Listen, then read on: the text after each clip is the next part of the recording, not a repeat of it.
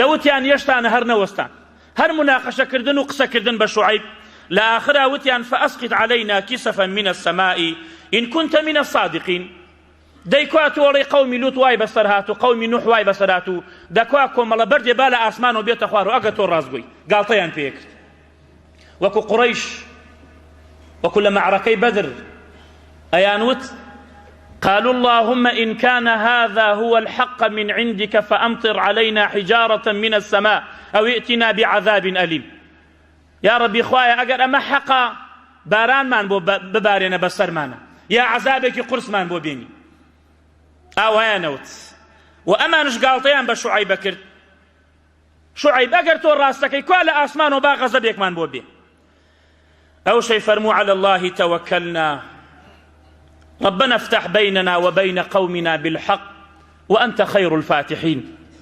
خوايا جان پشتو پنامان بتويا خوايا جان خود حكم بكي لبيني إيمو قوم كمان خود شاكتريني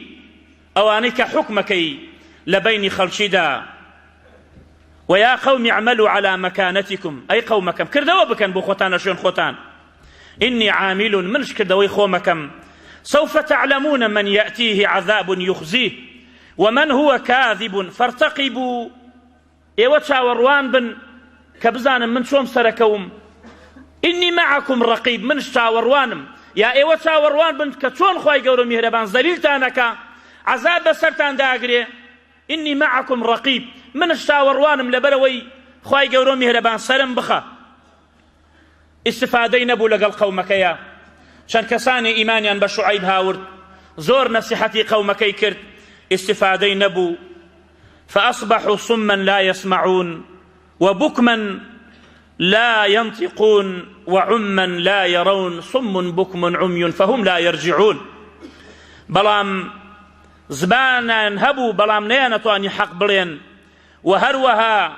جويان هبو نيانتواني جو بقرن لحق وهروها شايان هبو بلام حقيان نائبيني بويا همو بيغمبريك دعايك هبو قبول بو خواهی گەورە میهرەبان دوعای پێغەمبەرەکەی قبول کرد غەزەبی بوو ئەو قەومە نارد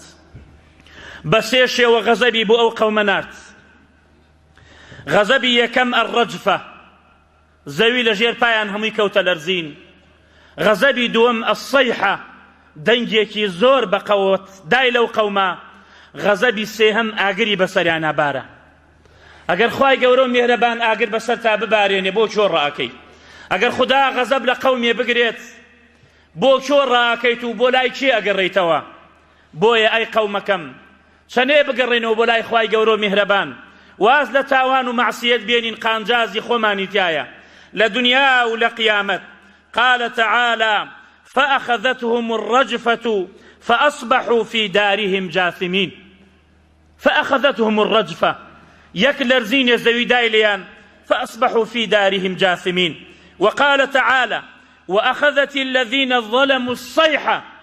فأصبحوا في ديارهم جاثمين وقال تعالى فكذبوه فأخذهم عذاب يوم الظلة إنه كان عذاب يوم عظيم حوت شو حوت روج يقر ما روي لو قوم كرت إداريا نما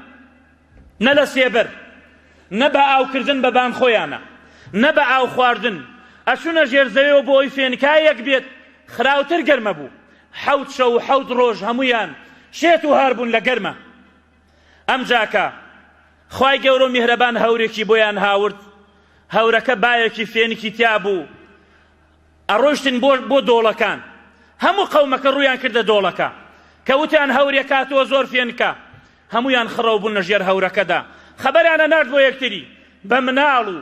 بە ژن و بپیا و باختیارەوە هەموویان هاتنە ژێر سێبەرەکە فأخذهم يوم الظلة بەڕاستی ڕۆژی سێبەرەکە إنه كان عذاب يوم عظيم بەڕاستی عذابێ بوو لەو ڕۆژە زۆر گەورە بوو بۆیە لەو کاتەدا هەموویان خڕبوون لە ژێر سێبەرەکەدا خوای گەورە و میهرەبان زەویر جولانەوە لە ژێر پایان دەنگێک هات لە پاشاندا هەورەکە ئاگری بەسەران بارێن كأن لم يغنوا فيها وەک ئەوە وابێن ئەو شارە قەت کەسی تیان نەبوو بێت وەک ئەوە وابێت ئەو قەومە قەت کەسێکی تیان نەژیا بێت كأن لم يغنوا فيها الذين كذبوا شعيبا كانوا هم الخاسرين براسي دورانيان چ لە دنیا و چ لە قیامەت هەر کەسێ بە قسەی پێغەمبەرەکەی نەکا ئاوای بەسەرا دێت بەڵام شوعەیب و سەلامی خوای لەسەر بێت ئەوەی کە ئیمانیان هاورد بوو ولما جاء أمرنا كاتي أمري إيمهات غزبي إيمهات غزبي خواش بيت بكس ناقر ريتوا وإذا أراد الله بقوم سوءا فلا مرد له خوا غزب لقوم يبقري كسنير رقاي